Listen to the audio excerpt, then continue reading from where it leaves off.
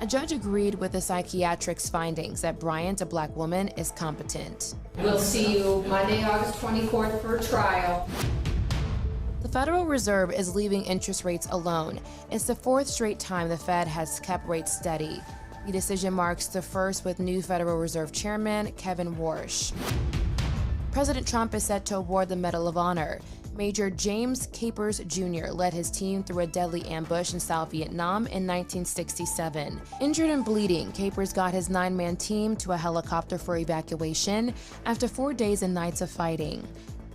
Get BIN News Now on demand on the iHeartRadio app. Then hear us on WBOK1230.com.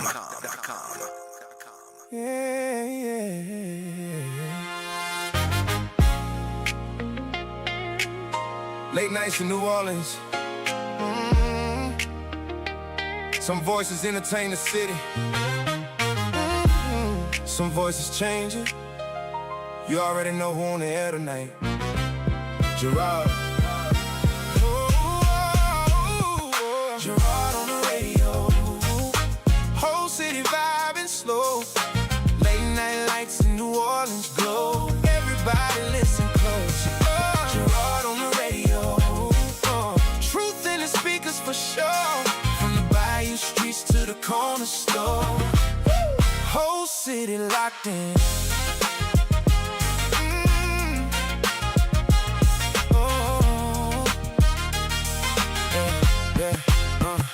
French Quarter nights with the rain coming down. Whole city talk, but the truth stay underground. Funny how the silence break whenever he speak. Certain conversations never make the TV. Voice through the speakers got the whole city tuned. Higher ups nervous every time he hit the room. Cause he say what the people been feeling for years. Bringing light to the stories they don't want us to hear. From the uptown lights to the night war pain. Every word hit different when it cut through the rain. Everybody know the truth, you never said aloud. Till Gerard hit the airwaves and it shook the whole town. And the streets keep calling through the static in the night. Every word feel different when Gerard go live. Gerard on the radio.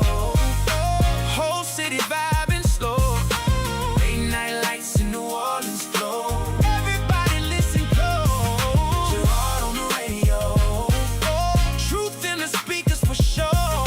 From the bayou streets to the corner store. Whole city locked in. Streetcars roll out of city, stay awake. Everybody got a story, everybody got away. Funny how the phones go quiet when he name names. Funny how the pressure rise when he shift the conversation. He talks schools, streets, money disappearing. Backdoor deals that the public ain't hearing. Things get buried when the cameras don't roll, but the people tune in cause Gerard let it unfold. From the jazz in the streets to the smoke in the sky. The wall ain't still fighting, still holding it high. And the city feels seen every time that he speak. Cause the truth hit harder when it finally run deep. Now the whole town riding with the station on loud. Hands high while they sing every word through the crowd.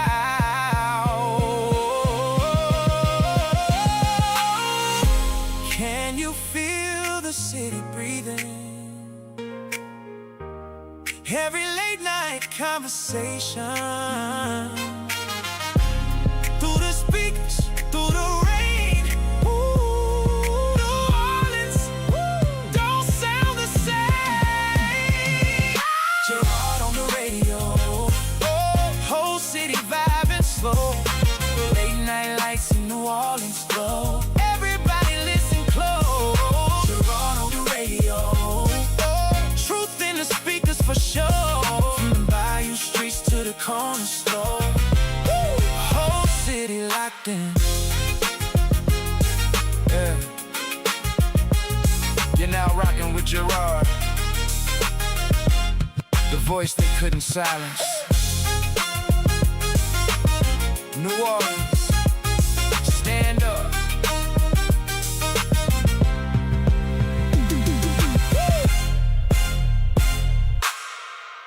All right, folks, what you say, what you say. Welcome, welcome, welcome. It is Thursday. We survived. I can start off with that. We survived.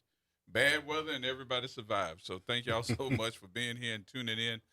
Before we get out of here today, we'll give you the latest update on what's happening and I already have somebody in the studio, which is a great thing because that's what we're looking at now. All these floods that's getting ready to happen all across the state. Joining us for the first part and as many as he want to stay. This show is welcoming back our good friend Randy Heyman, the Executive Director of Sewage and Water Board of New Orleans. Welcome, sir. Well, thank you. It's always a privilege and an honor to join you. I appreciate it. I was thinking about it as I came in. I said, how lucky could I be asking after what we just went through that you come in and have some conversation with us? Perfect timing. How we doing? We're doing well. We're doing well. We did very well with the rain that happened. We did have some flooding in the Lakeview area, and I'll tell you about an issue we had with the power complex.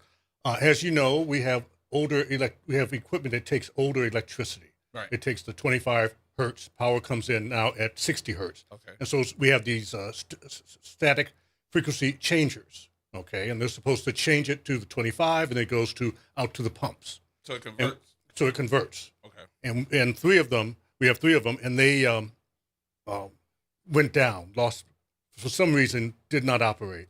And so we had about 30 minutes to an hour that took place. And that made for also some flooding in the Lakeview area. Okay. But at the end of the day, we got it back up within an hour. It was restored. At no time was drinking water quality compromised. And there was no impact to customer drinking water at all. Our drainage water and sewage systems are currently operating as normal. But at that time, the pumps for the drainage and the pumps for the water were down. Okay, but You then said about 30 minutes. about 30. Well, for us to get everything back up because we had to reset the system, took Right. about an hour. Okay. But other than that, you didn't hear any significant flooding throughout the city. That is Only correct. Lakeview. Primarily, which yes, Got a little flooding. just a little. Okay. And granted, no flooding is little if it affects you. Right. So I Oh, yeah. want to say Absolutely. that those who are affected, it's of major concern. It's a major concern to us because we don't want to have any flooding. But all in all, the system worked, And it's not over with, right?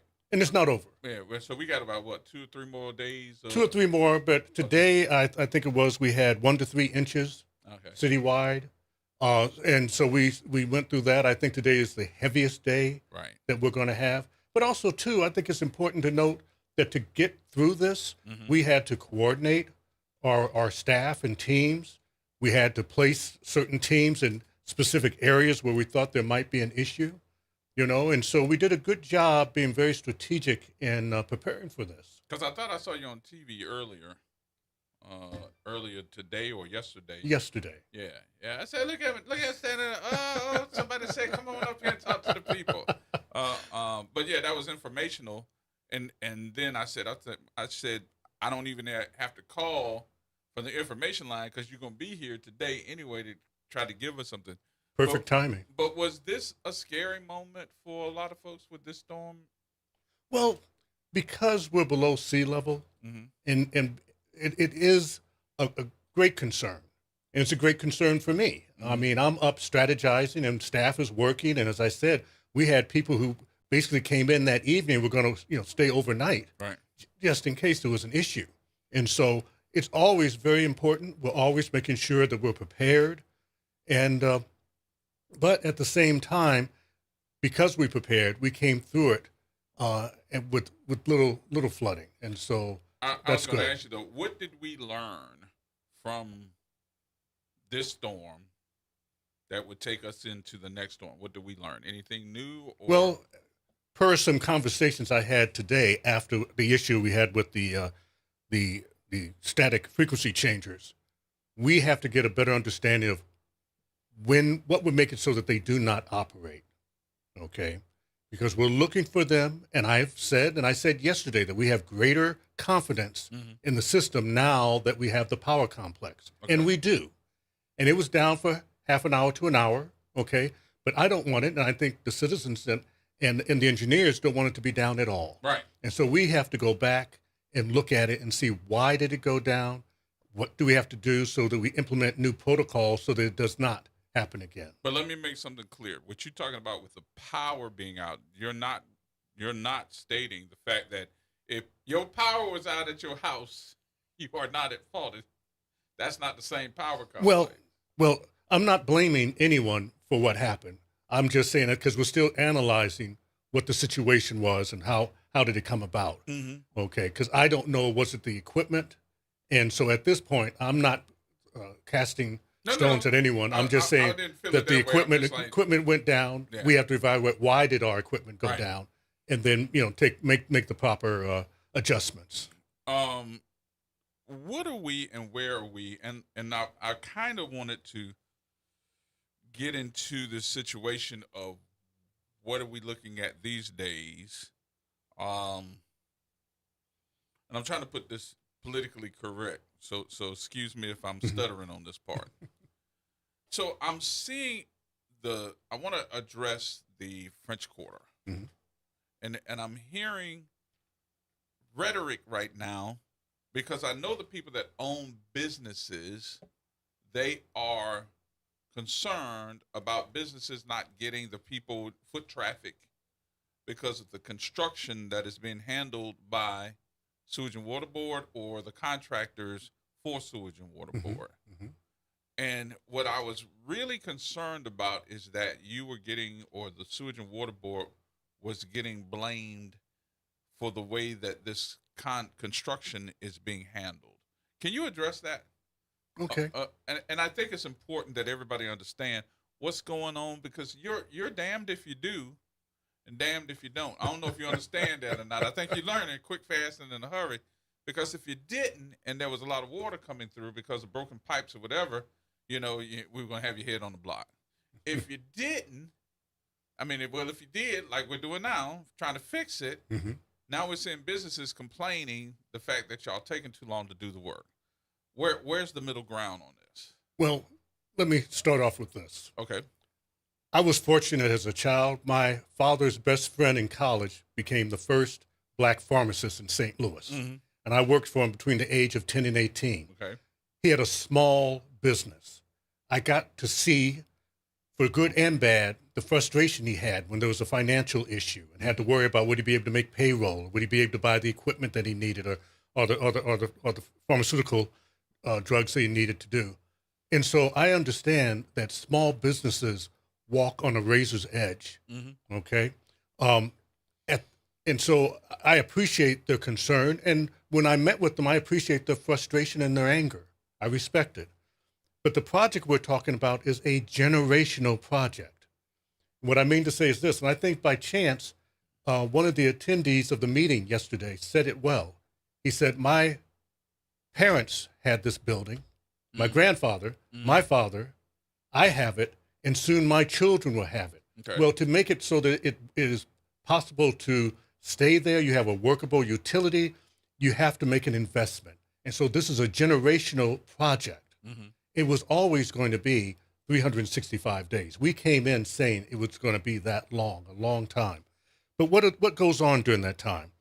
We're looking at the replacement of 1,600 feet of 24-inch aging cast iron transmission mains, 2,000 feet of new drainage lines, 1,500 feet of sewer were inspected and repaired and lined. New water and sewer services connections were installed, including several fire service connections on 3 blocks of Decatur Street and 1 block of St. Peter's, infrastructure more than a century old that possesses a significant risk of failure if left unaddressed. Now, here's the point. Century old.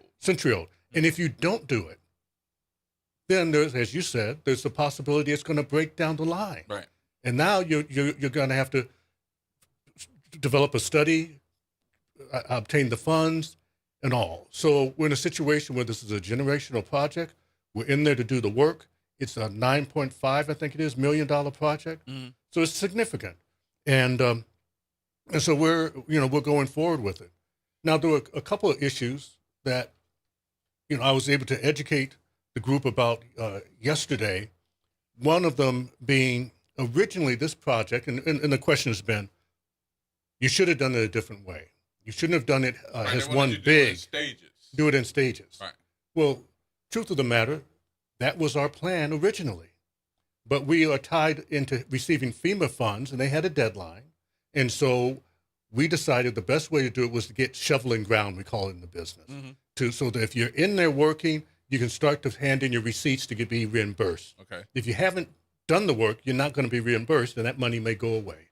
And so we went in and did that again for a generational project. Now the project was supposed to start early 2025. Okay, and we were prepared to do that, but then we had some things outside of control that made for delay. One, you had the Super Bowl. You also had Mardi Gras. So that put us to about almost March, and we're about ready to go. And then we had the high Mississippi River water levels. Explain that, because I did read that part, and I understand it, but I think that a lot of our folks may not understand what that means. You can't dig when the river is at a certain height. Am I right? Exactly. Okay. Exactly. And I cannot recite the exact height. Right. But once it hits that measure and our engineers are aware of it, Right. then by law and regulations, we are unable to excavate and do work. Now, that doesn't mean another utility can't, and they have been able to, and that's been great for them. We were not in some cases because of the stage of the river. Right. And I say that because they didn't have to go as deep as we had. And I had to look at it, and I was like, what does that mean? So I started researching, and I found out that it said that once you get to a certain height with that river, you all can't dig. Exactly.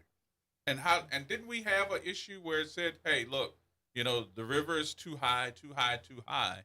And then all of a sudden we started seeing it go down, and even had a problem with it not being high enough with that salt thing going on. I'm like, okay, so the river has its stages where it's up, and it has its stages where it's down. But you all have to wait. Exactly. When it's too high. Exactly. Wow. And how long was that, though? Do we know how long that process was? I believe it was a couple of weeks. Okay. And I'd have to actually go back to the logs and take a look. But the key is, here we are ready to start in early 2025.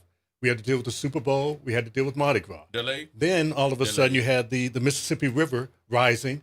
You can't excavate. Delay. We also at one point had to deal with the cold weather, that we had colder weather than expected. Right. Weren't able to work at that time. And yet we're still, we're basically starting in July, and it's not July yet, But now we see ourselves actually finishing in the summer. We'll finish the 600 block of St. Peter from Chartres to Laurel. Estimated completion again, summer of 2026. And then the 1100 block of Decatur, Governor Nichols, Ursuline, estimated completion again this summer. And then this fall, the 1000 block of Decatur from Ursuline to St. Philip's, and then also the 900 block of Decatur in the fall. So we're almost at the finish line. But I'll tell you this too, and I have some other things that had to do with our delays, and I'll say that to educate. But I want to say this: it doesn't matter if this was a year-long project or a 2-month project. The fact that it's affecting small businesses, and that they have let us know of their concerns, and they are going through difficulty, we are trying to find ways to alleviate that and try to work where we can. And I applaud you for that, but I also have to criticize. And let me tell you the criticism, not on you. That ain't your job. Your job is to finish that product. I understand that you're meeting with it, but I also feel this way. This is me personally. It's not the radio station. This is not the Sewage and Water Board. I think you're becoming a scapegoat. How come there was not a conversation with these small businesses, because they got all these different commissions? They got the French Quarter Commission. They got the PSAPs for the police. They've got all these different commissions that are getting paid commissions, to have this conversation before you even started the work. Say, hey, this is what's coming, and this is what's going to affect your business. Number two, it's hot. And in the summertime in New Orleans, restaurants always have a lull in the number of people that are coming to their restaurants.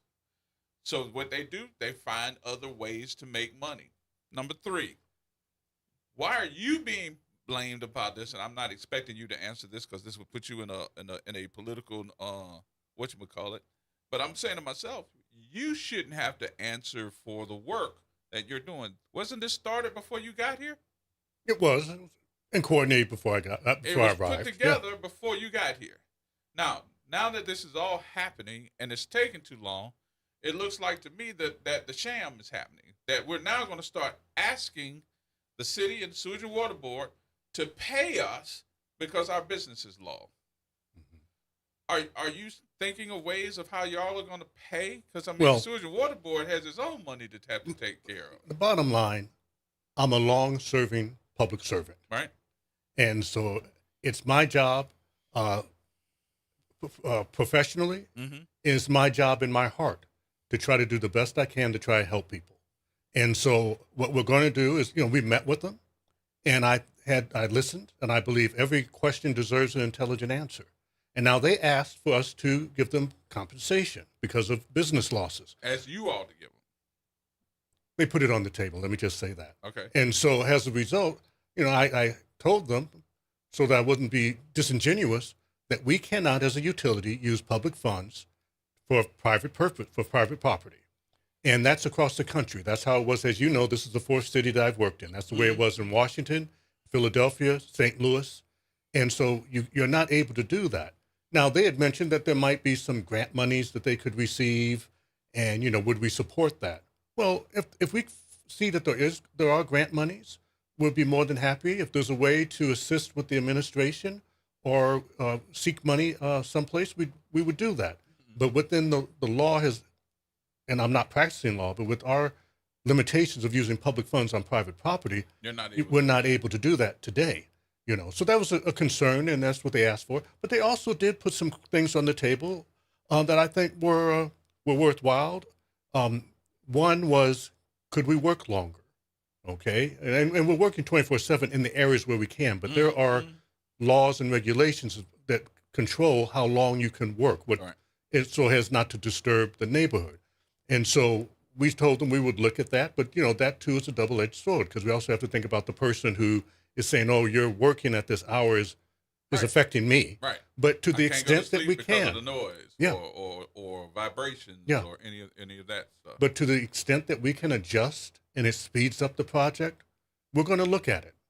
And so I went in there with the attitude that we'll go with an open mind and open ears and listen to what they have to say. And I found some of what they said interesting, and we'll see what we can do.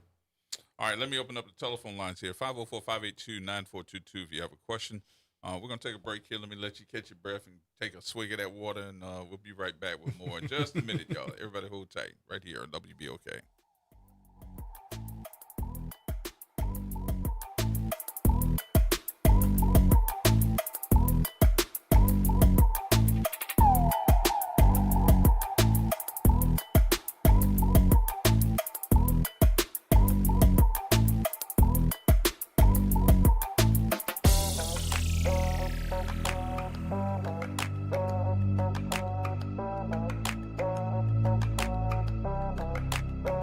This is Monica Pierre along with Sally Ann Roberts Daybone, co-host of Your Power is On. Tune in Sunday mornings from 7 to 8 a.m. for music that feeds the spirit. Get your Sunday on. Right here on WBOK 1230 a.m. and WBOK1230.com, the station you listen to all day long. We are the rhythm of the streets. The flavor in every dish.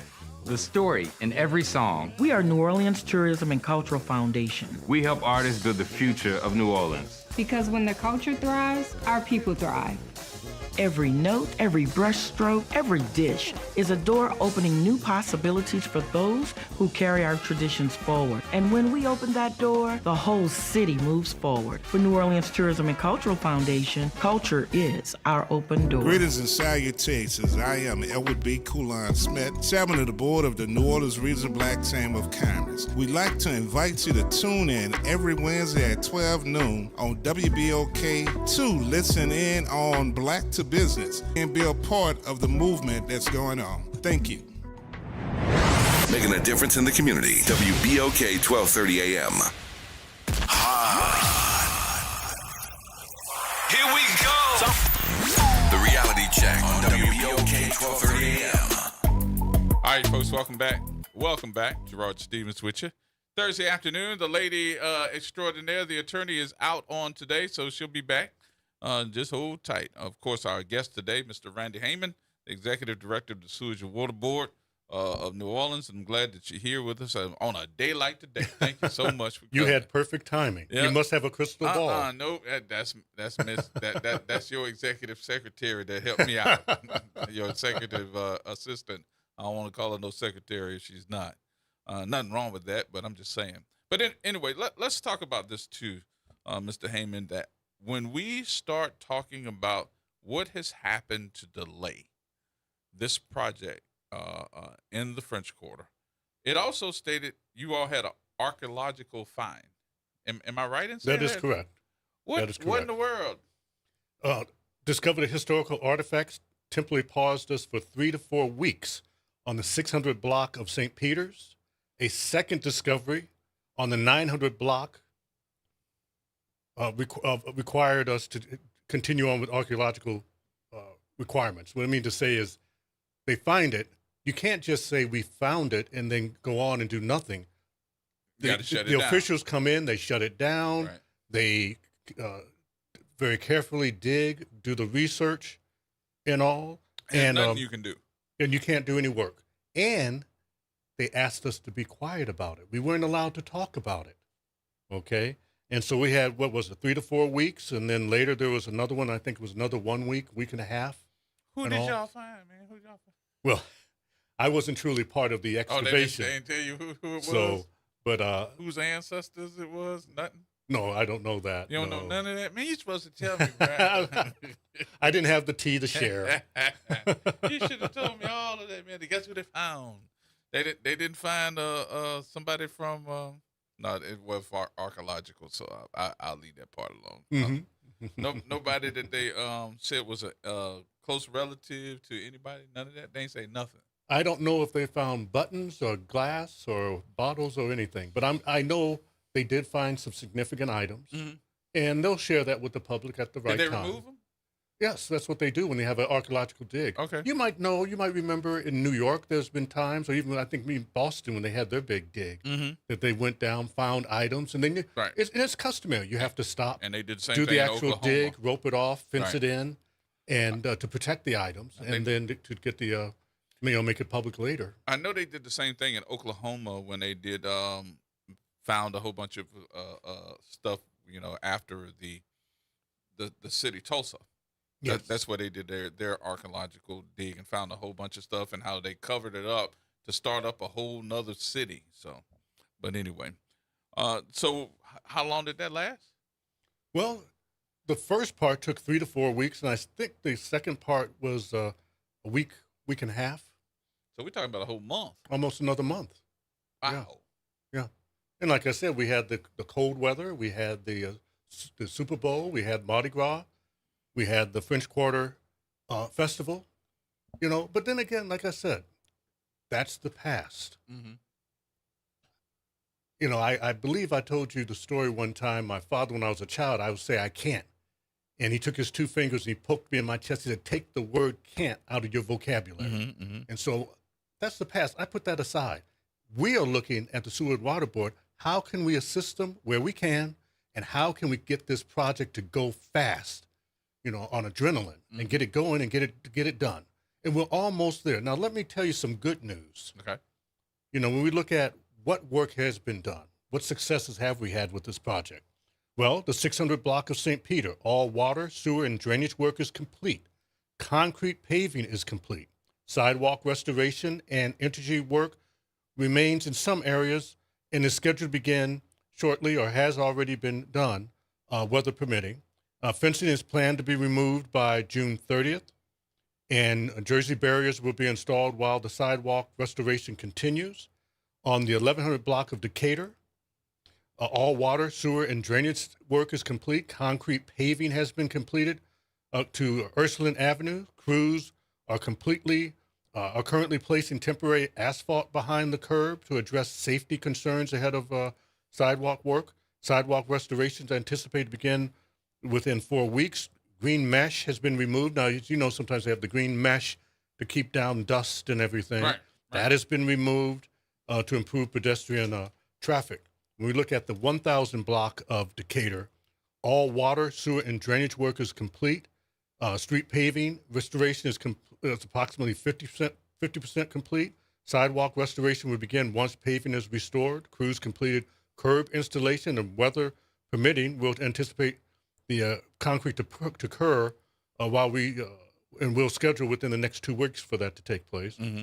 The last one I'll tell you, the 900 block of Decatur. Crews have completed drain work on the riverside and are currently working on the lakeside drain line. Temporary water line is currently undergoing bacteria testing because, as you know, we can't just put the line in and walk away. Right. There is a series of tests that go on to make sure that it is clean. And not looking like the Washington, D.C. With Yes. all that green algae. You don't want that. No. You don't want that. And so once completed, our crews will cut and cap the existing main, tie in the temporary line, and proceed with water line installation. About 2 months of construction are left. Now, also, too, I want to be clear. At this point, I mentioned earlier on the 600 block of St. Peter's, I'm looking at my notes, and they may be a little bit old, so I want to make sure. I did say that sidewalk restoration energy work remains. I don't know for sure about energy. I would leave that to energy to talk about where they are with the project at this time. I'm just saying what we have done so far. And I also want to take the time to say that, energy has been a great partner in this project. And we've worked, I think, to a large degree, like hand in glove, to try to be respectful of the time schedule and trying to do as quickly as we can. Now, I see all your updates, too, so anybody that really wanted to go on and try to find it without having to pick up the phone or calling you or getting on social media to talk about stuff, they actually can go and just look at a lot of the press releases online. That's true. Because they do answer a lot of the questions and even updates prior to the tropical storm getting here and giving you all the information about the frequency changes, number 1, 2, 3, 4, and 5, 1, 2, 3, and 4, and then talks about the number 3 one at Algiers Water Treatment Facility. So a lot of the information is up there. We just got to look for it, or just basically go to that. You can go to it on your phone. So absolutely, right. And again, I do want to say I'm very proud of our team. Mm-hmm. I work every day with 1,200 proud, dedicated water professionals. Okay. And I call them all water professionals. I tell them if you don't have a diploma, if you have a PhD, you are a water professional. Mm-hmm. And what we were able to do was, number one, we were able to have the 93 megawatts available of 25 hertz. That was a big part of it. When it did work, it did have a hiccup. Mm-hmm. But the truth of the matter is that it's working. When it did work, allowed us to have the positive outcome that we did have. And we were able to have a good number of our pumps operating. I want to say it was like 87 of 93, I think it was. I may be off just a little bit. Okay. But the pumps were up and operating. And in the end, it made for a situation that we had a heavy storm, but the amount of flooding was limited, and I think less than some may have thought we would have had in this situation. So but I do want to say this. Go ahead. I am not satisfied with the performance of the power complex yet. The engineers are looking at it. We're going to see what we need to do. We're taking responsibility to see what we need to do to improve it and make sure that we have true confidence that it can make all the repairs that we need to do. So we keep hearing, I think ever since I've been here for the last 30-some years, over and over and over again, we keep hearing about, the pumps, hearing about the generators, hearing about this whole system being 100 years old. Would it be effective? And this is just I'm not an engineer, and I don't try to play one on the radio either, so work with me on this part. By the time I got elected, let's say I ran for mayor and I won. I got 4 years. Mm-hmm. And in my budget, which is over $1 billion in the first place, how much would it cost me to replace those pumps? Let's even say one of the what you call it, the generators or whatever that is, one by one. Let's say this year I want to do one. How much would one cost me? And I could put it in my budget, have GE or whoever fabricated it to come in and say, hey, look, here's how much one would cost. Put it in, let it generate. to replace it. Now I know I got 3 more years, and if you got 6, I could at least get 4 of the 6 replaced, and maybe even use 2 of the 100-year-old ones as my backup that I know is going to work. And if I did that, would that improve the system so we don't have to keep piecemealing? I can imagine how much contracts to fix the sewage and water board utility, how much it costs every year. Just to come in and say, if we got one down, I know that somebody got to come in there and fix it. And it's not cheap. Well, I'll share this with you. Okay. We have a water master plan that shows that to do the work behind the fence is about $1.6 million, almost billion, I mean to say, almost $2 billion. Now, when you're looking at the plant, you know, you're looking at tens of millions of dollars to do the repair, you know. Now, and the fact of the matter is, to the most part, you know, individuals don't have that, and groups don't have that type of money to just say, right, here you go. Take the money and do the work tomorrow. Right. Here's what has to take place. You have a couple of ways, and we have, and I want to talk about this too. We're having our town hall meetings.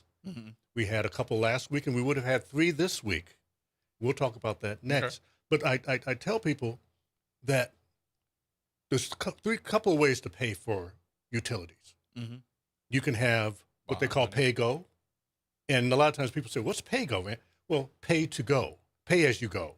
Okay, that's paying with your rates, but that's only going to do so much. Right. Okay, you can turn around and have bonds, grants, and loans. And now the issue with bonds is that you have to have a revenue stream. If you have a good enough revenue stream, then you're able to have bonding capacity. Our revenue stream is too small, so we're not able to have the bonding capacity that we need at this time. And so, you know, we're looking for ways to improve that. At the same time, we're looking to get money from the federal government.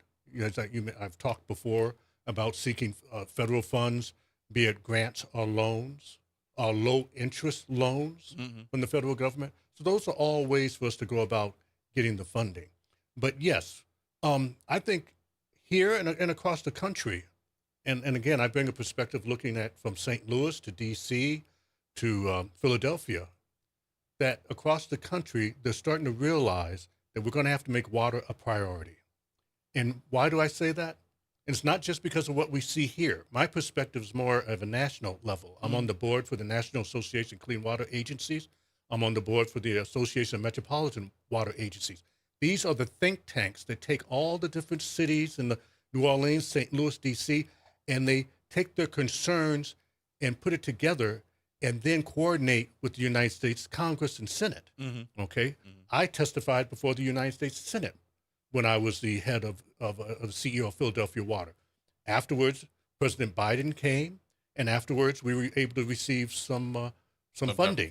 You know, and so all of that, you know, comes into play. But the bottom line is, you know, we are in a situation where water infrastructure is owed across the country, and the AWWA, and in all honesty, I've forgotten the proper way to say that acronym, but I believe it's the Association of Waterworks. And the bottom line is they came out with the report saying that to replace all of the water systems that have problems like we do, old pipes and all, $2 trillion. Now, why is that interesting? Why is that important? Because when they say it's going to be $2 trillion, they also said at the beginning, we're entering a new age of water, a new era. Why is that important? Because if you look back in the 80s, it was quiet about water. Right. Out of sight, out of mind. In the 90s, you could get a little bit of money. 2000, it was very quiet again. And not until COVID did we get a chance to actually receive large amount of money to do the work. And so now it's a situation where they're able to say, wait a minute, it's a new era. There's a need. And they're saying it's a need is all of a sudden now at a national level, I believe they're going to listen to it more. So the congressmen and senators are going to have to listen to it more. Who's lobbying for that? Well, in all honesty, we got to have somebody lobbying, especially for our waterworks. waterworks. Our waterworks is over 100 years old. Folks are complaining about, I don't even think that everybody understand that, this is just not about your getting water out, rainwater, whatever. This is also about your drinking water. This is about removing the water. And it's a third one too, right? Drainage. Drainage. So it's drinking water, wastewater, and drainage. So with all three of those being on tap, we got one system that's handling all three. Yes. And it's aged. So at some point in time, we got to stop sitting back and saying, oh, yeah, this is broken. And how many times can we say in the past that we see in the news that we got a boil water advisory? How many times do we have a boil water advisory in a year? And that just lets me know that, the system is definitely breaking. And now we're at a point where the bigger pipes are breaking, and that's concerning. How about if we can't stop it in time? What does that do? Floods. It floods, and the city doesn't have insurance. So if the city's not insuring these different things, what happens when these people start losing all their stuff?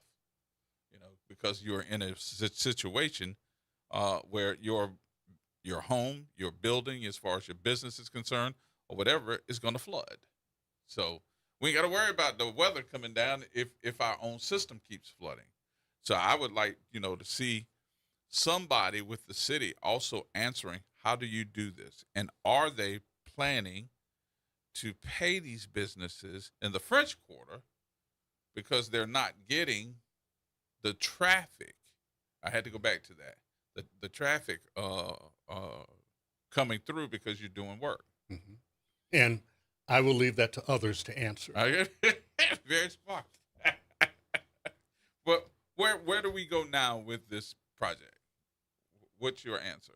Well, the key now is, in line with what I told you, is we are, one, as far as the project, we look to see the 600 block of St. Peter's and the 1100 block of Decatur completed this summer, and then the 1000 block of Decatur and the 900 block of Decatur finished this fall.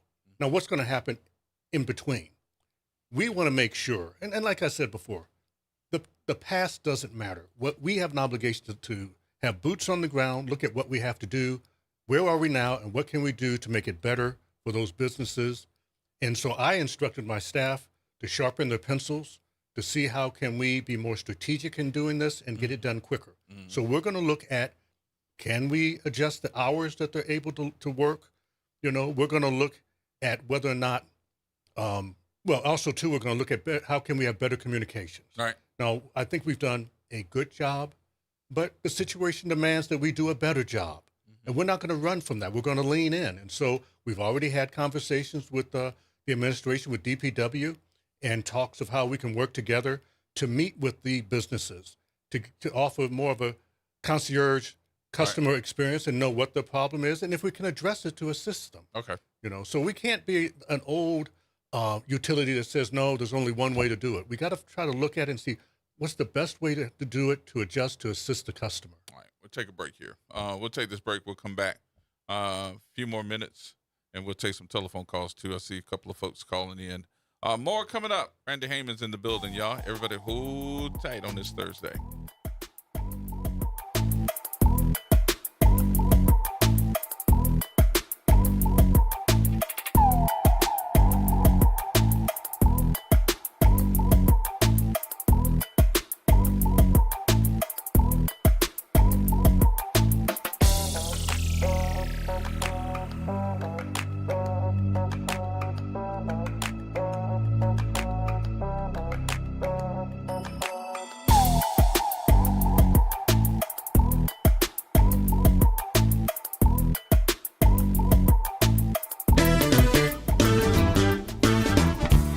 I'm Leo Jackson, host of Sunday Gospel here every Sunday morning, 5 a.m. to 7 p.m. and 12 o'clock till 2 p.m. You don't want to miss this move of God. It happens only on WBOK. You listen to all day long. Step back in time and experience the moments that shaped our world at the National World War II Museum, located in the heart of the Warehouse District in New Orleans. This world-renowned museum brings history to life, telling America's story in the war that changed everything, why it was fought, how it was won, and what it means today. From immersive exhibits to powerful personal stories, this is more than a museum. It's an experience. Plan your visit today at nationalww2museum.org. World War II Museum, where history lives.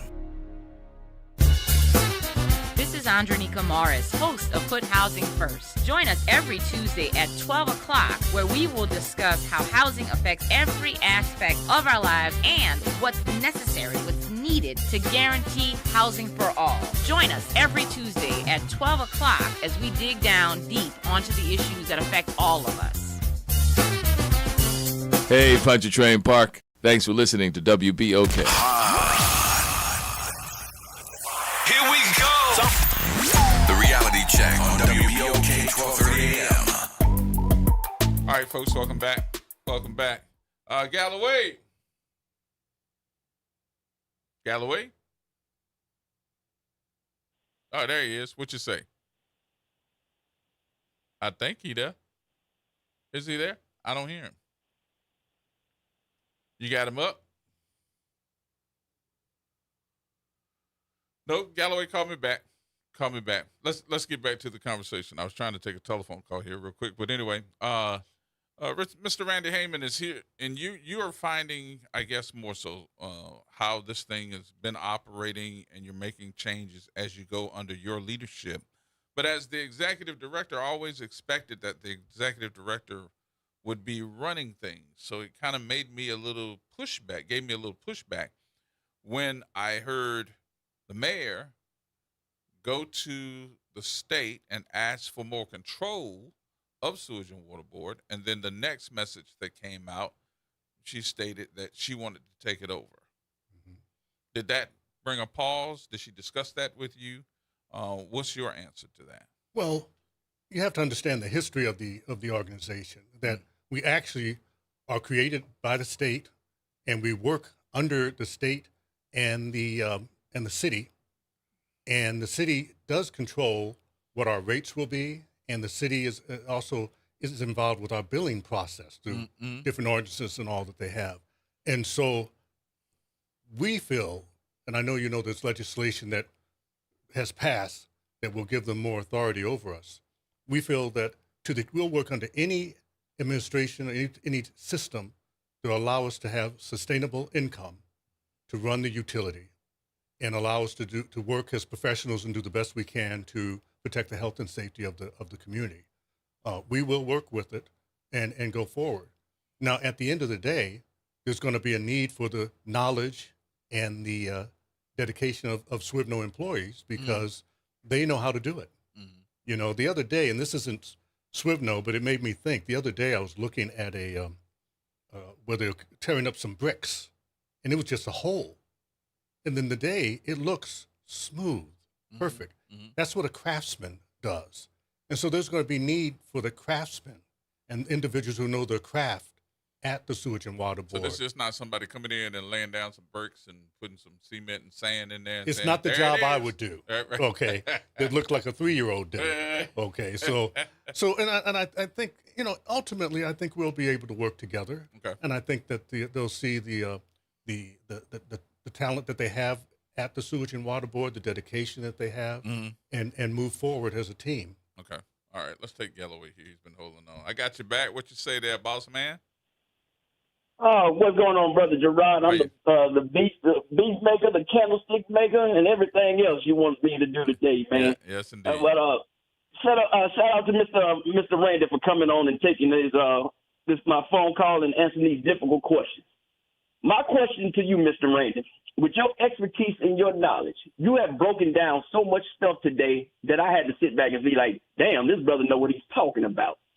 Now, with that being said, the president of the Sewage and Water Board, Mayor Helena Moreno, took to social media, and she is dissatisfied with the work that you young men and women are doing out there, and she said she's just going to take everything over.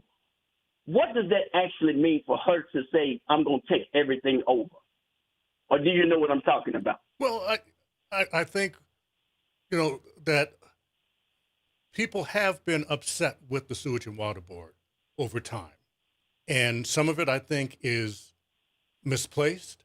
And I think some of it is hitting the nail on the head, that the system, there's always room for improvement. And what is happening with the system we have now, that some feel in the administration or city hall, that they have to go to Baton Rouge to get things done, and that they want to have more local control. My feeling, as I said, is we can work with any system that allows us to have a voice, allows us to use our professionalism, our years of service, and allows us to have a sustainable income to maintain the facility we have. And so I think that we can have a very positive future, but I think it will come down to continuing to work together and to be transparent and to work as a team. And I think that some very positive things can take place. Well, I'm glad you said work together. That's a whole lot better than saying I'm going to take it all over. Because I'm pretty sure that woman does not know the difference between a shovel, a rake, but she probably know what a garden hoe is or something like that. But she don't know what y'all actually do. And I really believe that you taught me something today about not only the Mississippi River, but the different power grids or electrical grids that the city runs on with the pumps and stuff. I don't think the average person that complains about every time it floods in New Orleans understands what you have to deal with to actually get those pumps work. So I'm just going to say, hey, brother, keep on doing what you're doing. Man, it's Juneteenth weekend. If y'all can get out and enjoy yourself, get you some red velvet cake, and get you some brisket, and y'all have y'all a good weekend, because y'all always about to party like it's 1999. Yes, Thank you again, Gerod, for taking my call. Go ahead. But Thank you. Well, you hit the nail on the head. Often we think when we receive water, we just turn on the faucet, it'll be there, and what's the problem? Mm-hmm.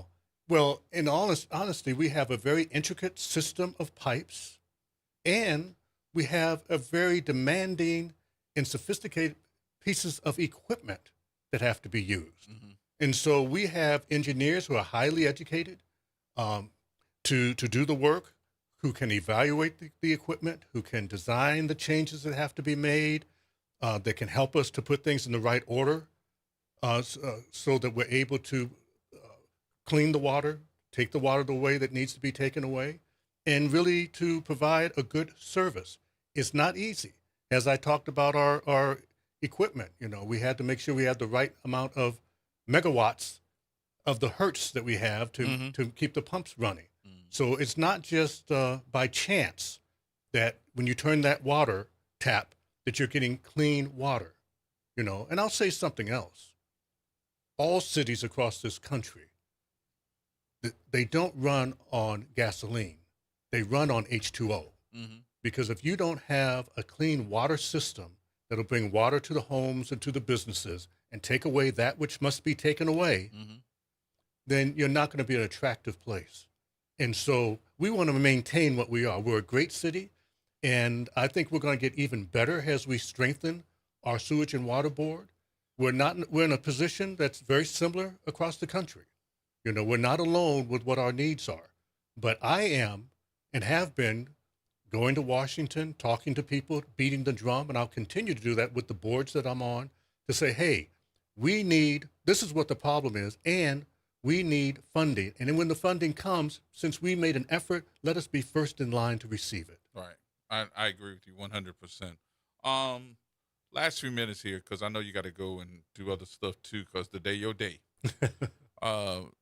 Last few minutes that we have, if you had to address the public right now, what do you want to tell them? I know you've already done it at the meetings and stuff, but citywide, with all the folks that's listening to you right now, they need to know you.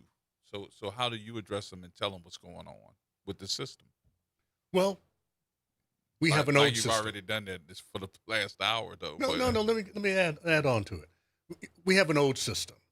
And so I think the best thing you can do at this time is learn about your sewage and water board. Mm-hmm. We have been doing in the last week, and we were going to do some this week, community meetings. We're in the community, talking at gymnasiums and rec centers and all of that. And I give them a background about who I am. I talk about the sewage and water board, all the things we talked about. We talk about the power complex. We talk about the smart meters. We talk about billing. And then the great thing at the end, the public gets to ask us questions. And so I'm there, the general superintendent's there. We have people from the billing department, and we try to answer the questions. And the questions we can't answer, I say, fine, we'll get you an answer. Because I strongly believe that every question deserves an honest answer. It may not be the answer you want to say here. It may not be what I want to say. But I'm going to do my best to make sure that I'm giving you an honest answer. And so these meetings are very important. We had to stop them because of the rain this week. Right. What's the next one? Well, we're getting on the calendar because we have to get the Just let facility. me know, because we'll more than likely tell everybody. So. Oh, that would be great. Yeah, we'll do that. They've been well, I have to admit, at first there was little attendance, and now we're getting more like between 20 and 30 people. I'd like to have 40 to 50 or 60. And I think it's just a good opportunity to learn. So I would encourage anyone who is angry at the Sewage and Water Board to take the time to learn about the Sewage and Water Board, learn about water issues. Go to our website. Look at what I said about the National Association of Clean Water Agencies, Association of Metropolitan Water Agencies. Learn what the issues are, and you'll see that we're in the forefront of fighting for them, that we are providing a good service, but we need the funding to continue and to do even better going into the future. My last thought, thank you, number one, for coming again. This ain't your first rodeo here.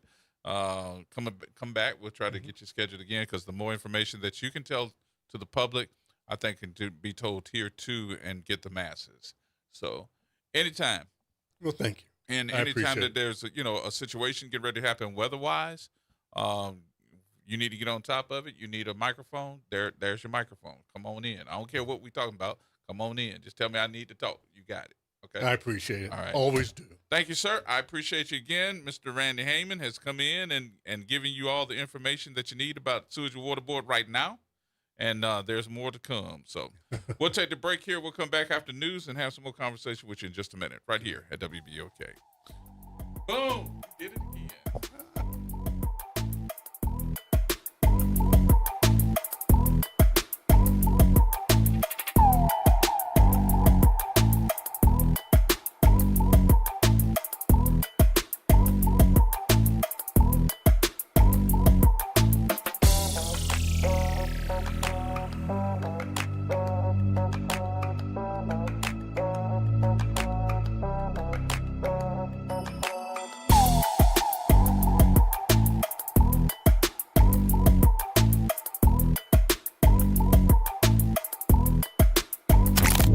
Campus of Xavier University. WBOK Go and Equity Media Station.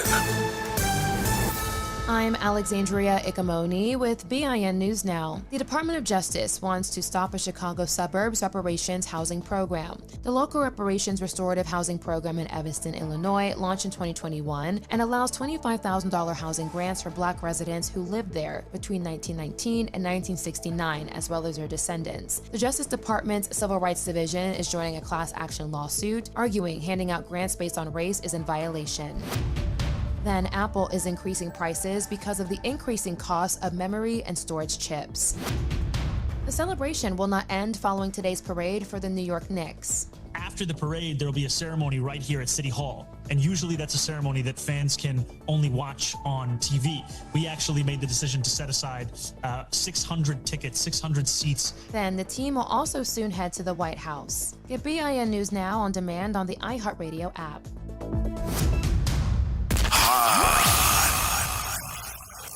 Here we go.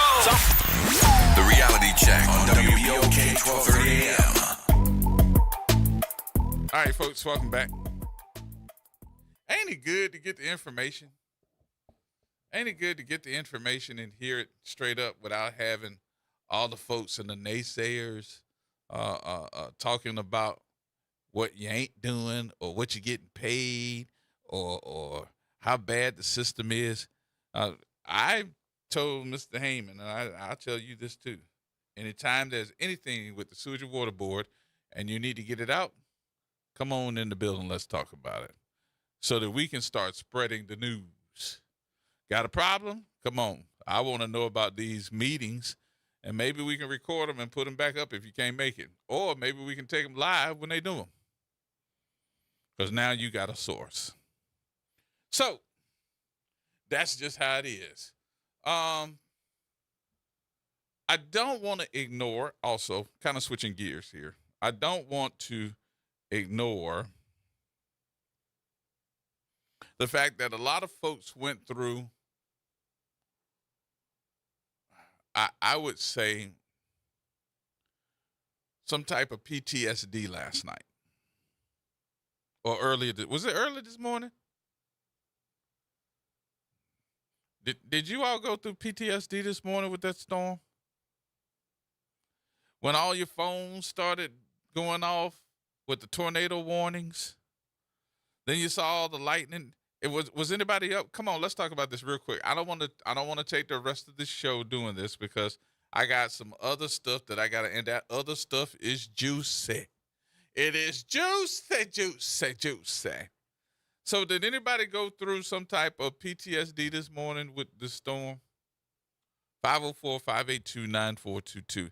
And I know that a lot of you are saying that we're having some type of technical difficulties with the FM and stuff. Yes, we've been saying it for the last week that we're moving our signal. We're moving the tower.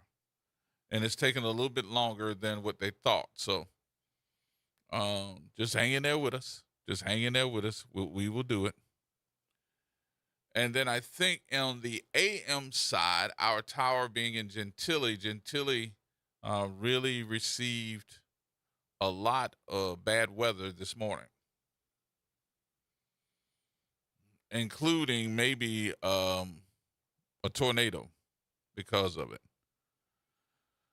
But my point of talking to you real quick, fast, and in a hurry about this weather issue is because I just want you to get it off your chest. Did you go through some type of PTSD this morning? I did. I called a couple of folks this morning. It's like, are y'all okay? Are you okay? They were like, yeah, we're okay. Did y'all go through something? No, we were this and this and this. And the thunder and all the lightning and all that other stuff. And then the rain and the wind kind of got me. But we all right. We okay. I was like, okay. Then folks started saying, hey, what about you? When I tell y'all what I did, y'all gonna laugh. So, not only did I get up, I got up this morning and said, I'm not gonna be that guy that if my building gets hit by something, if there was a tornado, thank God it wasn't and nobody else got hurt either. But if I did get hit, I was not gonna be that guy that was seen outside by the news with the cameras in his drawers. No, sir. Nope, was not. I got up and put on my clothes and sat on the bed, waiting, just in case, because I was going to be outside fully dressed. Y'all was not going to see me on the news with some Fruit of the Looms on. No. Talking about some wear the red cross on with a blanket. No. That's terrible, huh? I even think that way. But I did. I got up, got dressed, sat on side the bed, watched the light show because it was a light show at 3 o'clock this morning? It was about 3 o'clock this morning. It was a light show out there with all that lightning and then the wind. So I'm on the second floor of my apartment complex. I really don't like my windows. The windows to my place because they're flabby, not flabby, but they will, if the wind blow, you can hear them whistling. You can hear the wind whistle through those windows. I felt like we was whistling the Mayberry song. We was laughing so much. I was like, Lord, they whistling Andy Griffin. The second thing was the rain that came down.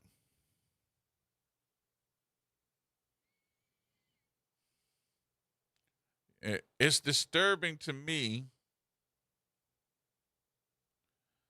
it was disturbing to me of the number of folks that had to get out and just to make sure that their vehicles didn't flood. They'd take them and put them in the neutral ground. Did everybody do that? It's disturbing. So we didn't have to today because we didn't have that problem. But now, don't get me used to it. And then it did go the other way. But yep, I was not going to be that guy standing out there saying, it came through and we didn't know what to do. So I got in the bathroom, got in the tub as it passed by, but I just didn't have nothing on but my drawers. No, sir. Was not going to be him. Fully dressed.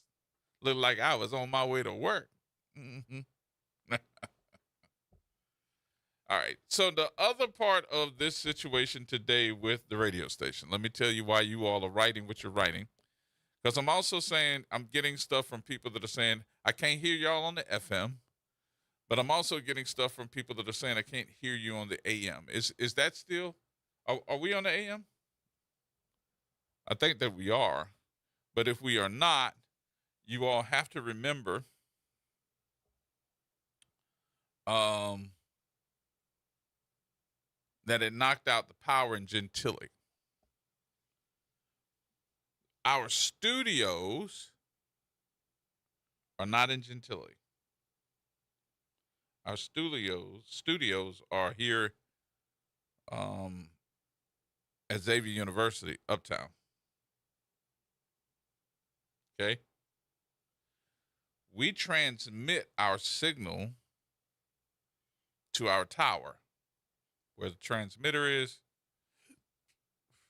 where it goes up the transmitter through the tower, and then it electrifies and goes out. We are still on AM? Okay.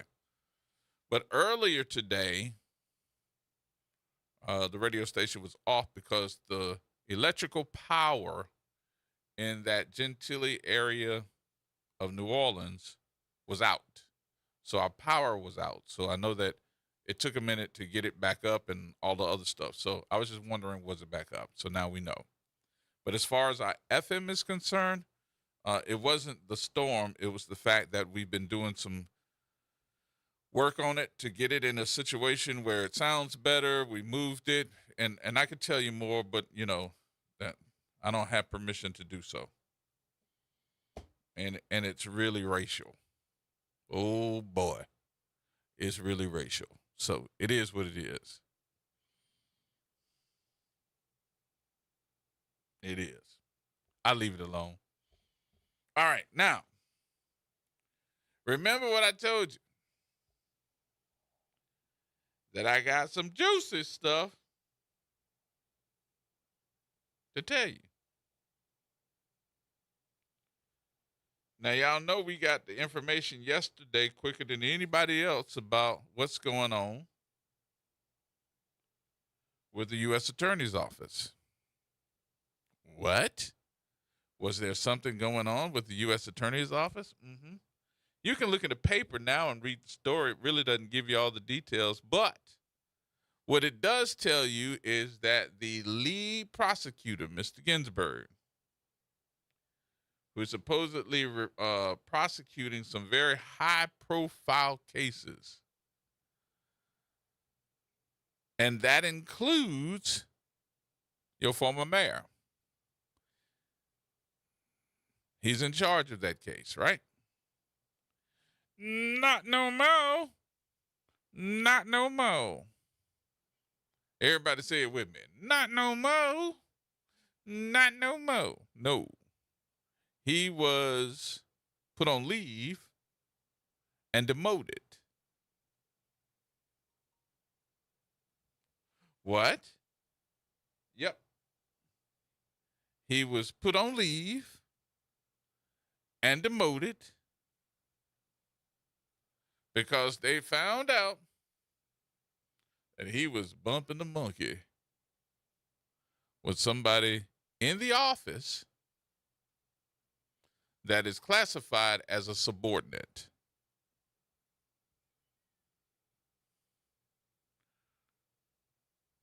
Yes. He was bumping the monkey with somebody that was classified in that office as a subordinate. Now, that's all we got right now, right? There's more to come. What?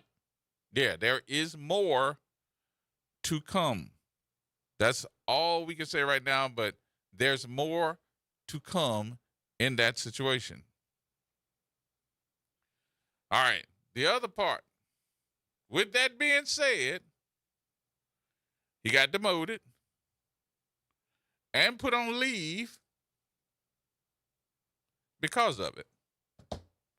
My question to you in that case, if that was one of us,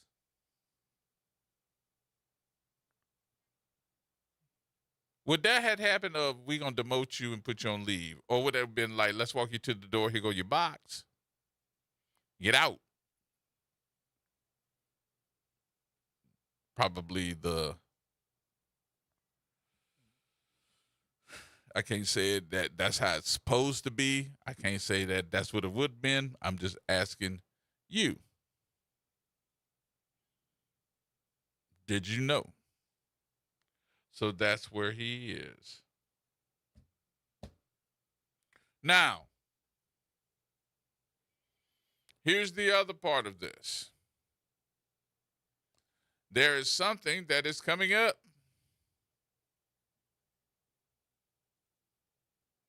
Y'all ready for it?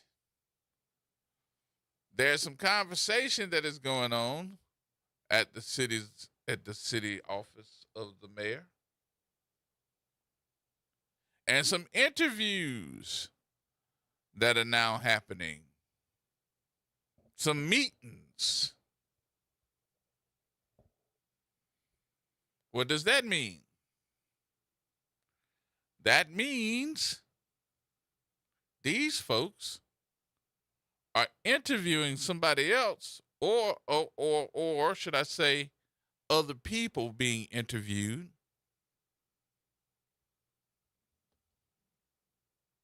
for the police chief job. What? Yup. Some other folks are being interviewed for the police chief job. What? Why is that?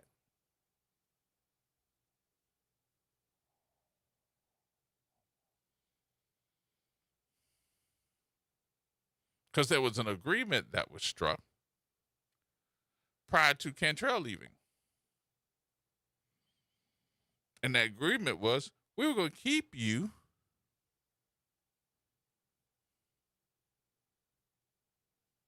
for this job until we can make another decision. Well, who's going to be the police chief? Well, one of the captains of the police department that left the city of New Orleans is her favorite. Whose favorite? The mayor's favorite. He left.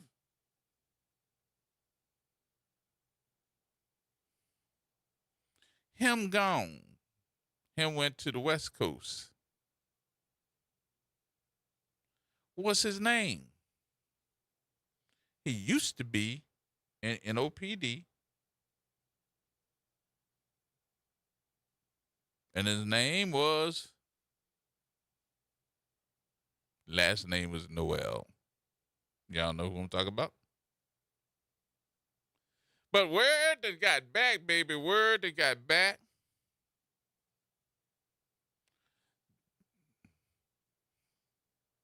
And the word that we got back so far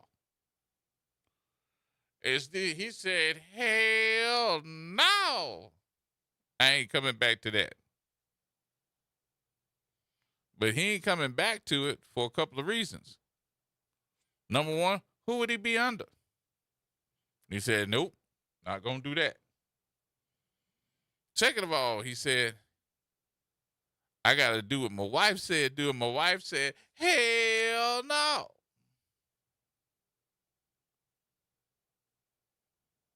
I'm speaking for his wife.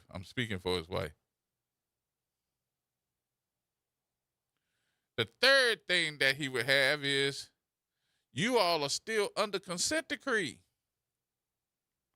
Y'all can't get out of it. You might be operating a little bit differently, but y'all still under consent decree. They might be telling you that we not that way no more, but we still under consent decree. You don't believe me? Ask the judge. Here come the judge. Here come the judge. There has been no release of this consent decree from no judge. Might be working toward it, but we still under consent decree. As a police officer, we still under consent decree. They're going to say, yeah. Yep. But there is a movement, ladies and gentlemen, that is happening in New Orleans. And the movement is to say goodbye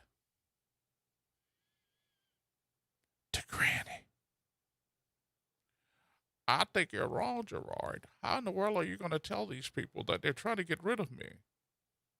They're trying to get rid of you. I don't think that you're accurate in that. I told them that I would be here for a few minutes, and then I'd like to stay from one administration to the other administration. What are you talking about? I think that somebody need to have a conversation with you. And if that change happens, and your number one person says, no, I don't want that job, and his wife said, nope, we ain't coming, who was next? Who next?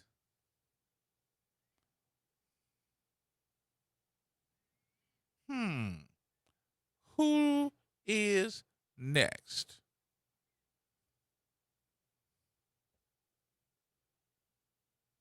I'll tell you when we take the break. We'll take the break and we'll come back. Have some more conversation with you in just a few minutes. Everybody hold tight. More coming up right here on WBOK.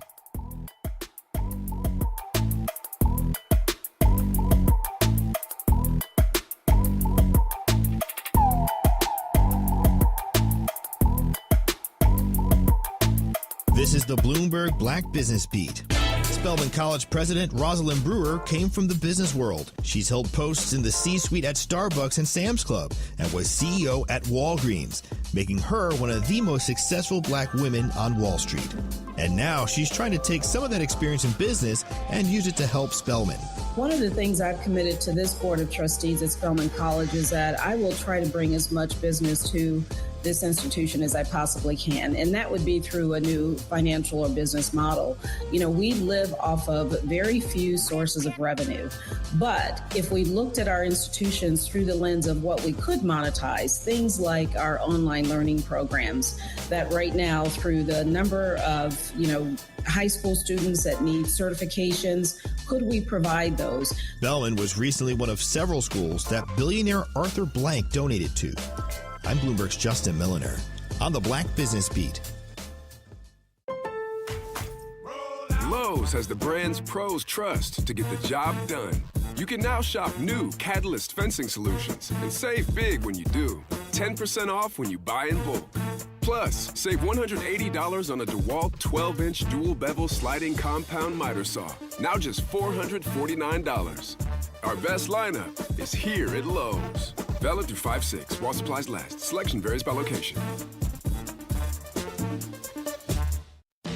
Confidence is knowing you're ready to handle whatever comes your way. That's what it feels like to take on your workday with Cintas. They make sure your AEDs are up to date, your fire extinguishers are tested and inspected, your floor mats are cleaned and delivered, and your workwear looks good, feels good, and is freshly laundered with the Cintas Apparel Plus program. So are you ready to take on today? Visit Cintas.com and get ready for the workday. It's off the top. With Norman Robinson on WBOK 1230 AM. Just how badly did Trump trash the White House? Well, let me count the ways. The New York Times editorial describes the UFC Freedom 250 blood sports event on the White House lawn as a garish spectacle of American decline. The Independent News op-ed condemned the event as an unserious American cage fight. That's right, a $60 million UFC-sponsored brawl on the White House lawn to celebrate Trump's 80th birthday and a tribute to the nation's 250th anniversary. The country's 250th anniversary notwithstanding, this was all about Trump, along with the billionaire sycophants and others who came to pay homage to the would-be king. As a former CBS News White House correspondent, I'm accustomed to the pomp and circumstance of ceremonial receptions held in honor of dignitaries, both national and international. But I was stunned to see the People's House transformed into a beer-chugging brawl fest devoid of class and dignity. There were fights inside the ring, and then there was a drunken brawl outside the ring that resulted in an arrest. But perhaps the lowest point of the event occurred when UFC fighter Josh Hokett stood in the middle of the ring and called former First Lady Michelle Obama a man. The White House offered no apology. Nonetheless, the comment by Hokett drew widespread criticism. The remark, of course, is untrue, transphobic, and racist. But remember, Trump has also disparaged the Obamas, even posting an image of the former president and former First Lady as primates on social media. In addressing the insults regarding the Obamas and the debacle on the White House lawn, podcaster Charlemagne the God put it best, saying, "The Obamas set a masterclass standard for decency, poise, and intelligence. And now, with Trump, that bar is in hell." This is Norman Robinson, Off the Top.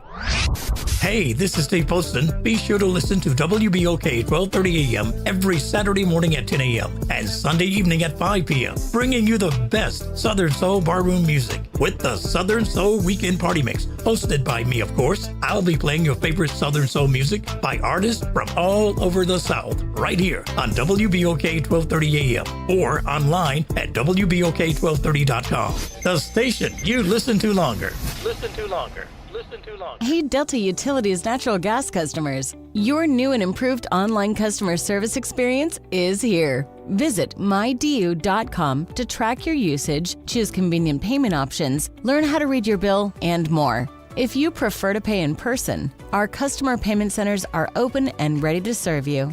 Delta Utilities at mydu.com. That's mydu.com.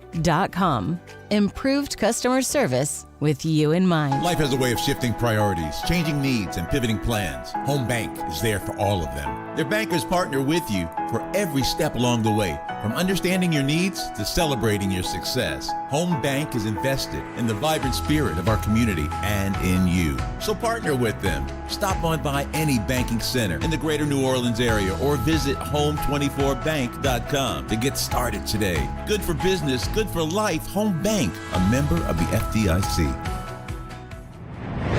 Making a difference in the community. WBOK 1230 AM. Here we go. The reality check on WBOK 1230 AM. All right, folks, welcome back. Welcome back. Well, all the mess that's coming, I guess, to the table in the next couple of months, because I'm understanding that the contract is gonna be over with within the next month or two, and somebody's gonna be named that person to come in here and take over law enforcement for the city of New Orleans. Are you surprised? I'm not.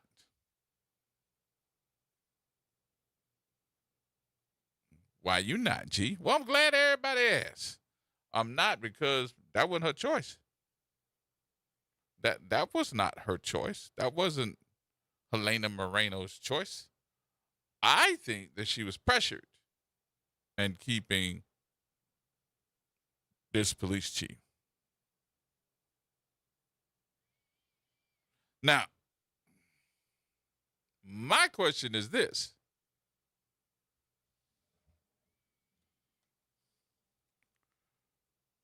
How much do we pay for our next police chief? Oh, what is this one being paid, Gerard? I'm glad you're asking. $341,000 a year. $341,000 a year for a medium market position. What were you talking about? This is not a major market to pay somebody that type of dollars, but medium market, okay? So is it worth it? Is it worth it to you? Somebody need to tell me that. Because I was a little bit like, what? And why? But I'm also hearing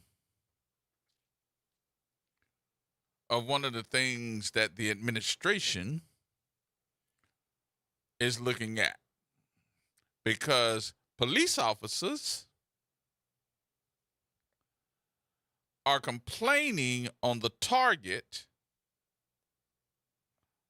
that they seem to have on their backs when they're making a certain amount of money, 200,000 plus. And it's okay for certain folks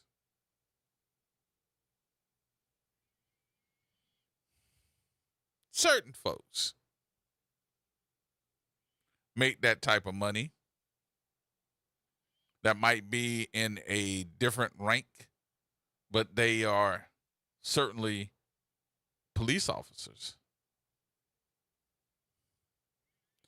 And might be a less of rank making that type of money, and they're not the ones under scrutiny or being released or being put on television saying they stealing and got payroll fraud. Those other folks are not.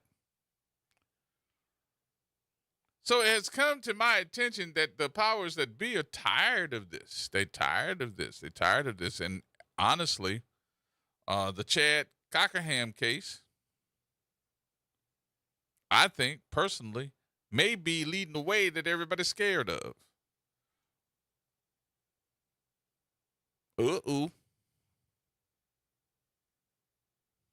They might be scared that Mr. Cockerham has them by the kahunas. And by the big ones, you know what I mean. By the balls. And this could be terrible for the city. Could be. Notice what I said, could be. Or should I say the word that everybody says, you need to say this in the legal terminology, G. What is that? Allegedly. Could it be? We shall see. Now, the other part of that is the contract, from what I'm hearing, is just about over, and there is no renewal. But if I asked everybody that's under the sound of my voice, who would you like to see as the next police chief? Who would that be? If I asked you, the average citizen, who would that person be that you would like seen as the next police chief? Because you would be surprised on the number of things that whoever that person is that would take on that responsibility, you got a lot of stuff to clean up. Come on, who would you like to see? 504 582 9422. I think that all of us have our choices, or that you think that somebody that would be able to come in and make a difference.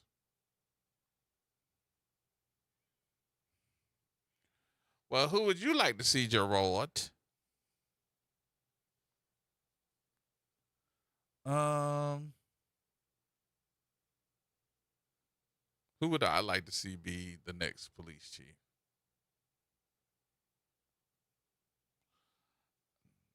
Let me think about that one. I'm going to come back with one. But I will tell you this, that from what I understand, that since the administration couldn't get Paul Noel, the next person in line that they're looking at is Nick Gernon.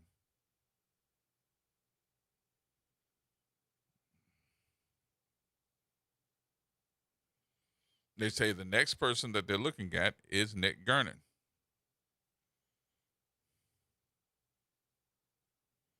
Now, I know Nick Gernon. I've never had any problems with him. I've heard some people say good things as well as bad. But I mean, and I hope nobody takes that as, ooh, Gerard talking bad about him. I'm not. I mean, hell, they say good things and bad things about me too. So a lot of it goes and slips down your back like a duck, a wet duck. And you got to look at it that way. And I will tell you this much. I don't like the fact that by some reasoning that one of the longtime majors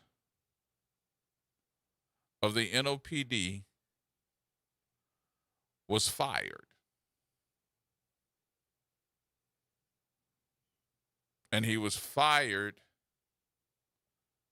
from what I understand, for some type of BS.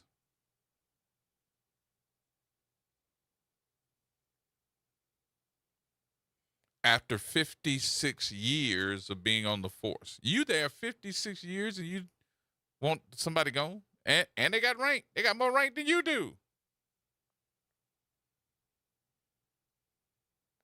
Isn't Burkhart like a major?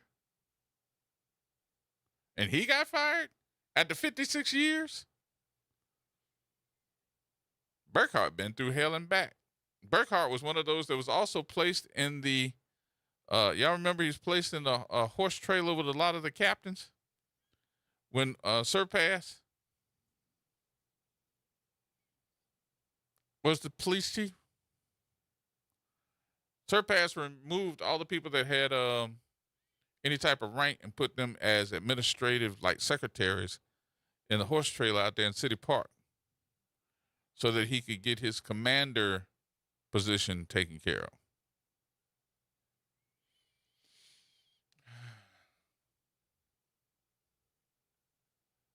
And then all those folks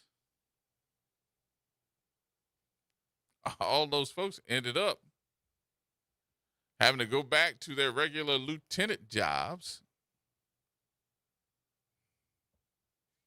after they destroyed the commander position. And I don't know how you go back to that after you telling captains and all those folks that earned it what to do for, at least 2 years.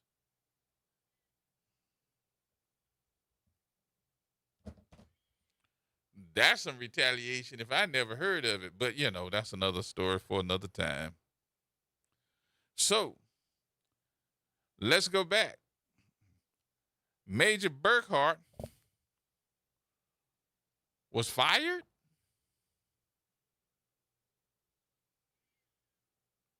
after he went through all that crap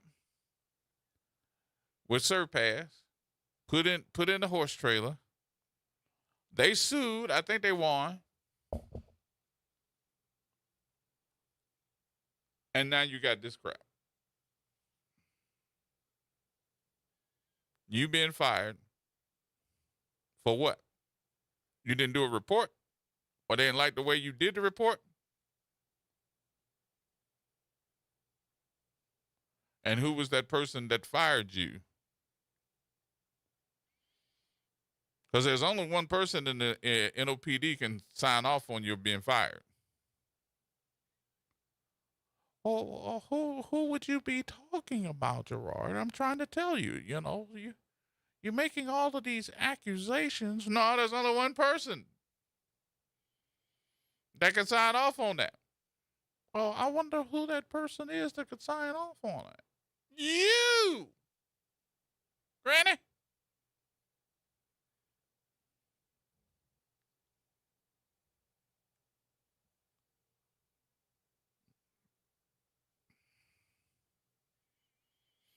I know there are several different rights, but I'm like, damn, ain't there some type of protections? After I've been at a job for so many years and I'm also elderly or a little bit older, I don't want to call you elderly, but a little bit older, isn't there some protections that's supposed to go in effect?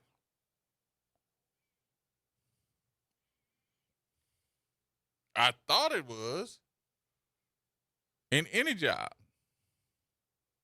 but maybe not. So that went into effect. Look out. What's this week? The second, third week of June? I'm thinking that the changes, I'm going to predict that the changes will probably happen in the next month, within the next month. All right. We'll look out for that.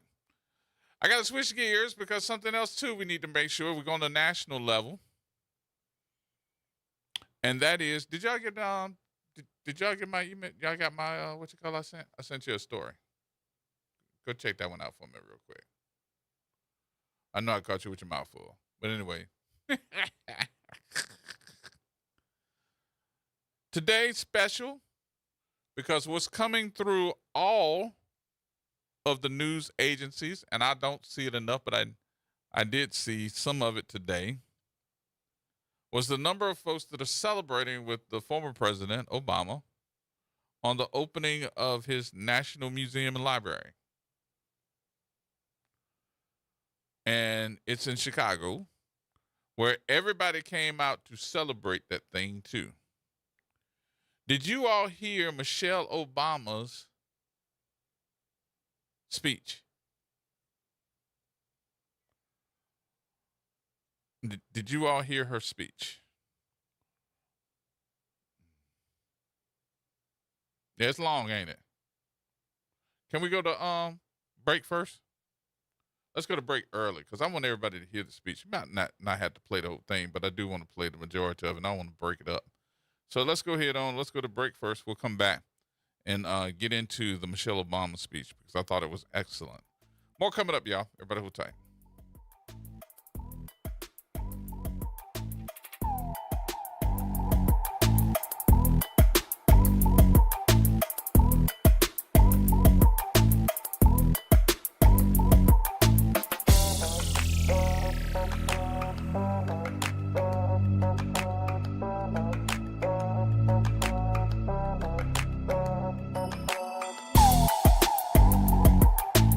AURN News. A federal judge ordered the Trump administration to put Black history back on the walls of America's national parks. She gave them 21 days to do it. Earlier this week, U.S. District Judge Angel Kelly in Boston issued the ruling finding that the administration had been systematically removing historical accurate exhibits from national park sites across the country, targeting stories about slavery, civil rights, indigenous communities, and climate science. The specifics are stunning. Slavery exhibits pulled from Philadelphia's Independence National Historical Park, the same park where the Declaration of Independence was signed, at Harper's Ferry in West Virginia, where abolitionist John Brown led his famous 1859 raid, were flagged for removal. Civil rights markers along the Selma to Montgomery Trail in Alabama targeted, and the permanent exhibit at Brown versus Board of Education National Historic Park in Kansas was flagged because it contained the word equity. For AURN News, I'm Ebony McMorris. Come close. No, closer. Have you heard about the new blues show? It's the Blues Buffet with Jay Boogie, serving up all the blues you love to listen to. Hey, New Orleans, it's Jay Boogie inviting you to join me for the Blues Buffet, the best soul blues mix on the planet. Happening Saturday night at 9 o'clock, right here at 12:30 a.m. WBOK, what New Orleans is talking about. Well, Saints of God, this is Pastor David Impartan Sr. coming to you over the airways of WBOK, your favorite host of Change Your Water, Change Your Mind. I want to invite you to our show every Saturday from 1 o'clock to 2 o'clock p.m. That's Change Your Water, Change Your Mind. I want you to invite your family and friends to a broadcast that's designed to change your life, the way you think, the way you act, and what you eat. We want you to tune in every Saturday at 1 o'clock, WBOK, 12:30 a.m. See you on Saturday. Did you hear the news? Dr. Clark's 101 The Living Classroom has a new time. Catch us now every Wednesday at noon. Same program, same great conversations. Just a new time. So catch Dr. Clark's 101 The Living Classroom this Wednesday and every Wednesday only on WBOK. What New Orleans is talking about. When you talk, we listen. WBOK. Here we go. The reality check on WBOK 12:30 a.m. I got my tissue in hand. I don't know about all of you. Wow. Hello, everyone, and what a beautiful day, right? Nothing like a project by my husband to bring out the sun. Let me start by thanking Addison for that magnificent introduction and for exemplifying the heart, excellence, and determination that has blossomed right here on the South Side for a very long time. I also want to send some love to everyone who made this day a reality. The construction workers, landscapers, designers, the architects, artists, chefs, our staff, our board members, our donors. Barack and I simply cannot thank you enough for the care and brilliance you poured into every square inch of this campus. I also want to recognize all of the elected officials and distinguished leaders from around the city, the state, the country, and yes, the world. Thank you for being here to celebrate with us, especially to all of my fellow formers, to Joe and Jill, George and Laura, Bill and Hillary. Thank you from the bottom of my heart for your service to our country over so many years. And for your constant friendship and support of our family. We love you guys, truly.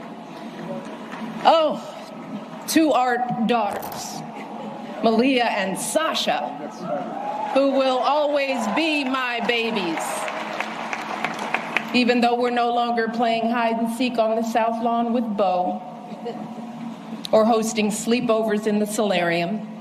I see a lot of some sleepover girls here.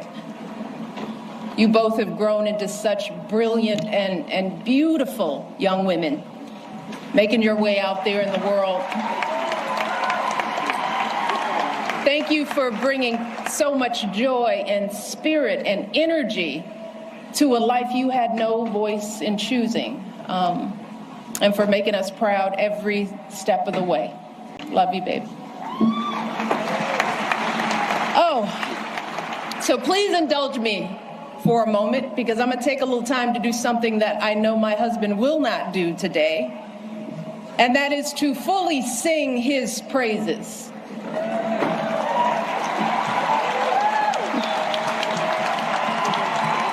Barack, yes. You got to look at me. You told me all those years ago that you couldn't promise me the world, but you could promise me an interesting life.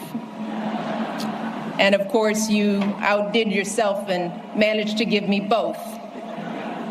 I know it hasn't always been easy, but there hasn't been a single second through this experience that standing by your side hasn't left me in awe. 8 years in the crucible, and not once did you melt from the heat. Not once did you let it harden you. Instead, you used it to reveal your truest essence, your stubborn optimism and unflinching courage, your dazzling brilliance and unpretentious decency, your ferocious work ethic, and absolutely unshakable moral fiber.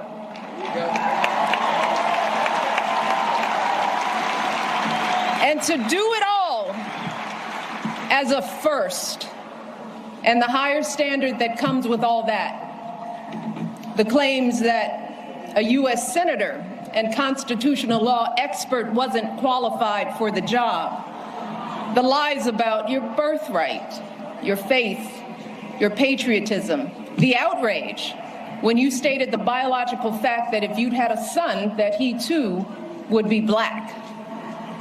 Yet, you were unflappable at every turn, always focused, always calm, always looking at the long view. How absurd it is to even imagine that you might have buckled under the pressure even once, lashed out in frustration, lost your temper. How absurd it is to imagine that you might have done anything but make our family and this entire country proud.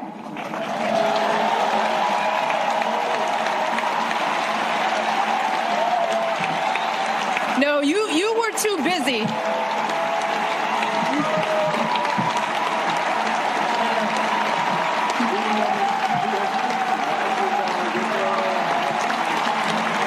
I'm not done, y'all. Not done. So much to say. You were doing the people's work, rescuing our economy, expanding health care, ending a war, ordering the bin Laden raid, saving an auto industry, winning a peace prize.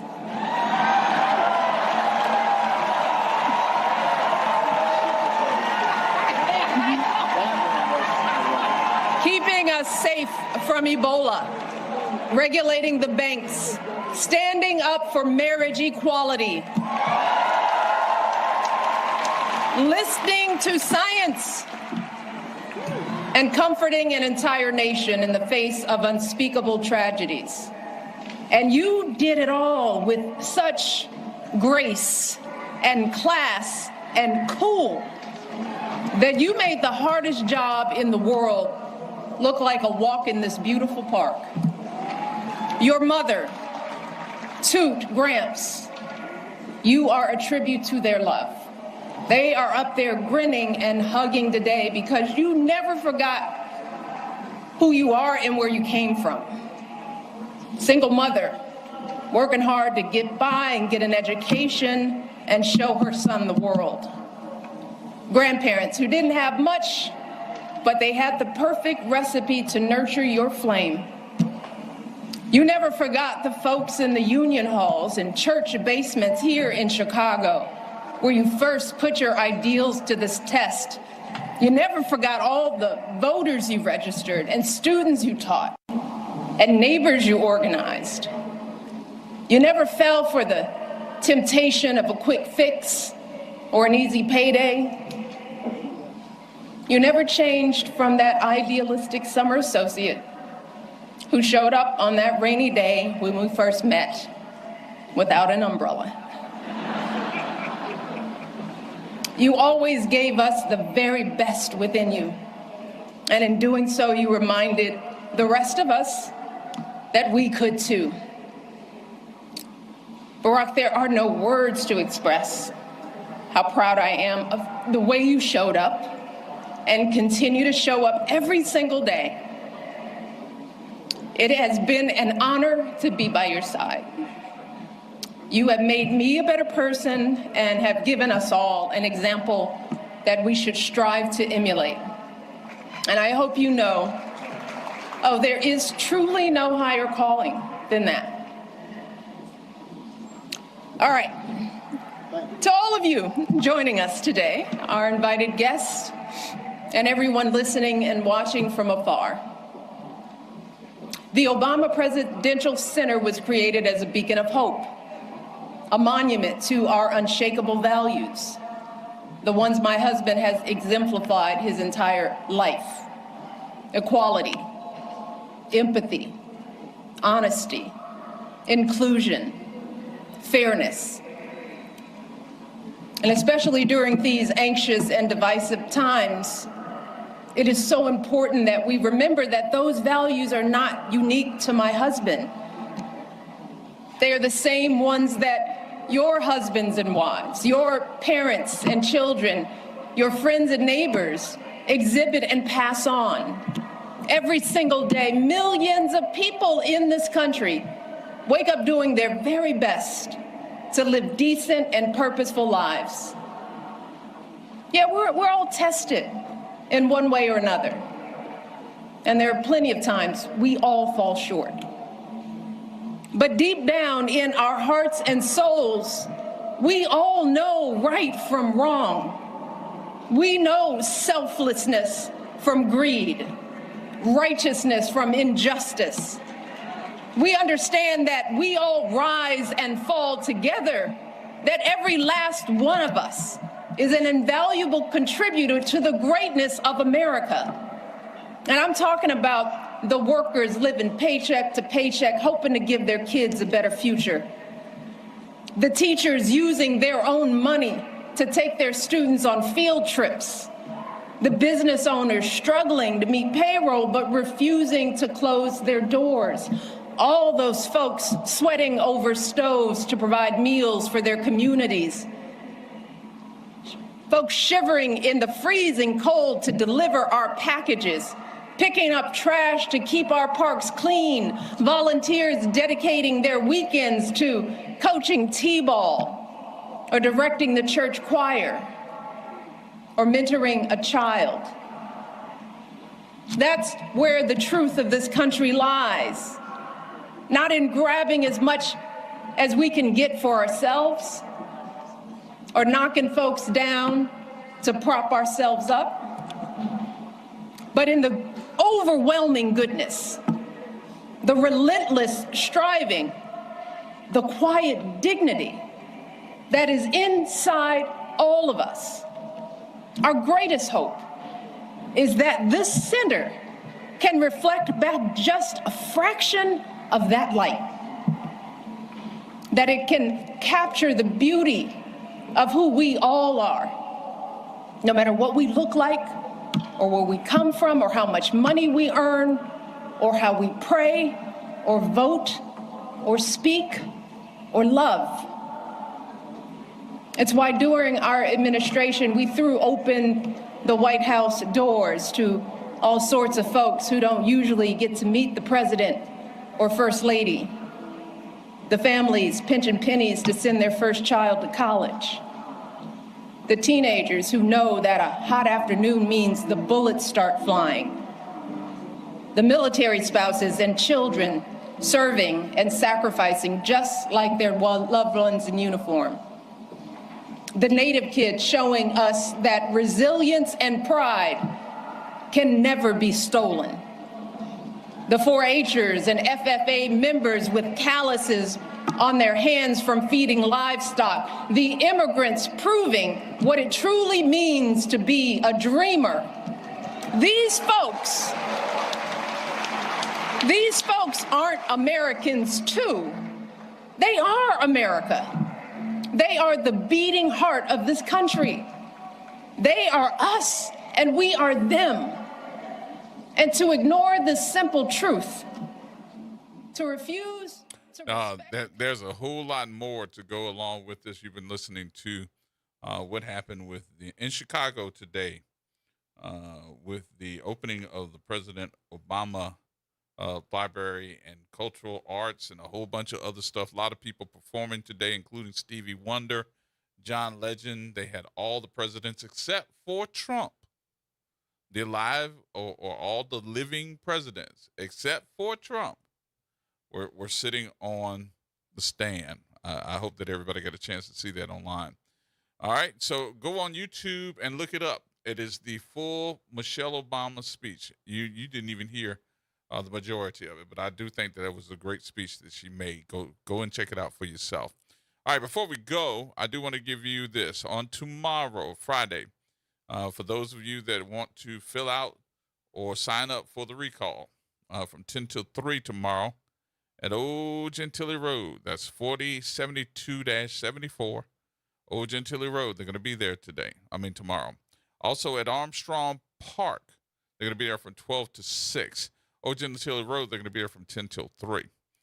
Let me see. Marrero from 3 until 7 at Jefferson Parish West, 1601 Plaza Drive in Marrero. All right. We got Shreveport at 700 Texas Street, Suite 100. And we got East Baton Rouge Parish. The petition signing is going to go at Go Create Studios in Baton Rouge. That's going to wrap things up for me on today. Hopefully you will be with us on tomorrow. We got some great stuff for you too then. So make sure that you check us out. All right. Y'all have a great rest of the day. Be safe. Look out for this daggone all this flooding that's happening. There's more of this rain and flooding coming. All right. We'll see you tomorrow. Y'all have a great day.